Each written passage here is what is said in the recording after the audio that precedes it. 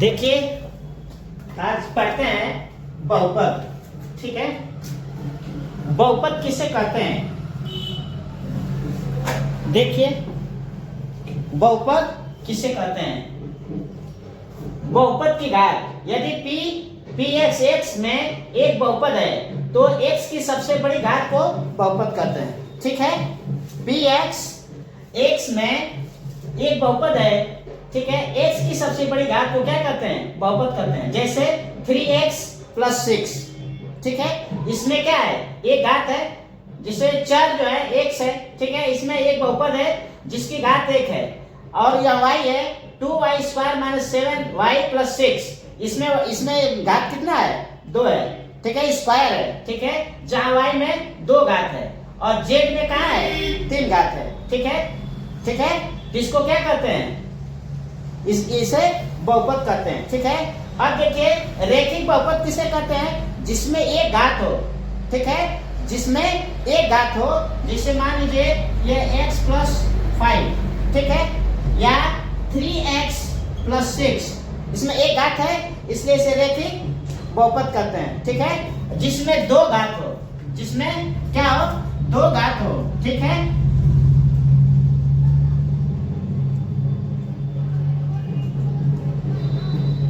देखिए जिसमें 2 घात मतलब ax² + bx + c, ठीक है, ठीक है, जहां a ≠ 0, ठीक है, ये क्या है? ये द्विघात है। ठीक है, ये क्या है? द्विघात है। ठीक है, इसी तरह से अगर त्रिघात किसे कहते हैं? त्रिघात देख लीजिए ax3, ठीक है, + bx² + cx + d, ठीक है, ये क्या हुआ? ये त्रिघात हुआ। ठीक है, अब देखिए बहुपद के आ गया समझ में? आ गया समझ में? अब देखिए इसी तरह से बहुपद के शून्यक और बहुपद के गुणांक क्या हैं? ठीक है, कैसे निकालते हैं उसको? देखिए यहां सवाल लिखते हैं, ठीक है, यहां क्या लिखेंगे? सवाल लिखते हैं, ठीक है, लिखिए x² + 5x + 6। देखिए मैं फैक्टर में पीछे बताया था, पिछली वीडियो में आप देखिएगा, ठीक है, तो हम बताए हैं। अब इसका क्या करेंगे? फैक्टर करेंगे। सबसे पहले फैक्टर का क्या फार्मूला बताए थे? ये उदाहरण बताए थे।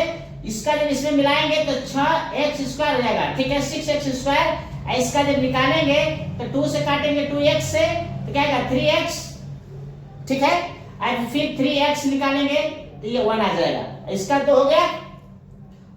देखिए अब इसको तो दोनों को देखिए 2x + 3x अगर जोड़ेंगे तो 5x आ जाएगा।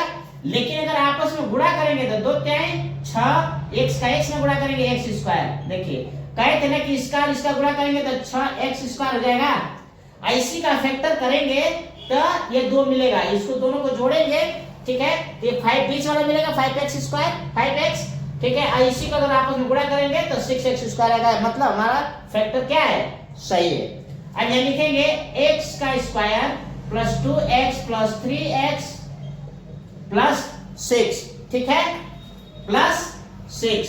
अब देखिए कॉमन क्या मिलेगा? इसका पेयर बनाएंगे, जोड़ा, इसका जोड़ा बनाएंगे, ठीक है, यहाँ x निकालेंगे तो आएगा x + 2 और यहाँ +3 कॉमन निकालेंगे x + 2, ठीक है। अब इसका पेयर मिल गया ना। अब देखिए इसमें क्या मिल रहा है? कॉमन x + 2 कॉमन मिला है तो लिखेंगे x + 2 और ये इसको इसमें लिख देंगे x + 3, ठीक है। अब बहुपद का शून्य क्या होगा? देखिए यहां मिला है कि x + 2 = 0 और x = 0 - 2, x = -2, ठीक है, ये क्या हुआ? -2, ठीक है। अब इसका अगर निकालेंगे क्या आएगा? x + 3 = 0, x = 0 - 3, x = -3। देखिए ये दोनों निकल गया। ये तो बहुपद के शून्यक हुए, ठीक है। अब शून्यक का मतलब कि अगर ये फार्मूला आपका सही है तो इसमें मान रखेंगे। अगर इसका मान रखने के बाद अगर 0 हो जा रहा है तो समझिए कि आपका बहुपद शून्यक सही है, ठीक है। देखिए अब इसका मान रख के देख लीजिए।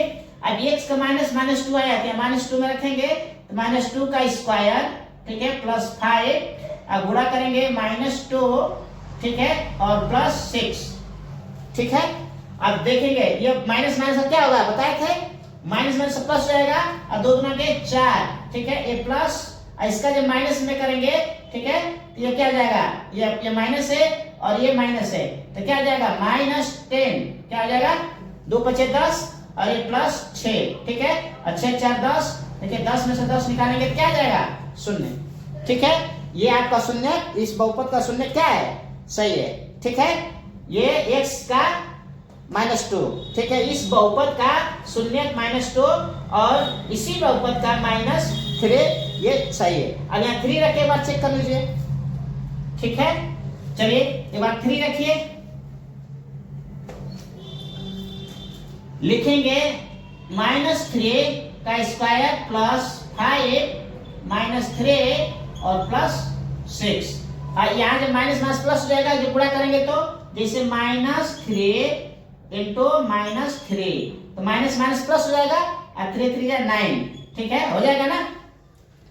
तो देखिए लिखिए, ये +9 और ये माइनस है, और जब माइनस और प्लस में गुणा करेंगे तो माइनस हो जाएगा, 3 × 5 = 15 और प्लस 6, और ये प्लस है, ये भी प्लस प्लस प्लस आपस में जुड़ जाएगा, यानी 15 - 15, देखिए इसका भी शून्य है कि नहीं आया, ठीक है, तो इसका शून्य क्या है, सही है, ठीक है। और इसका एक दूसरा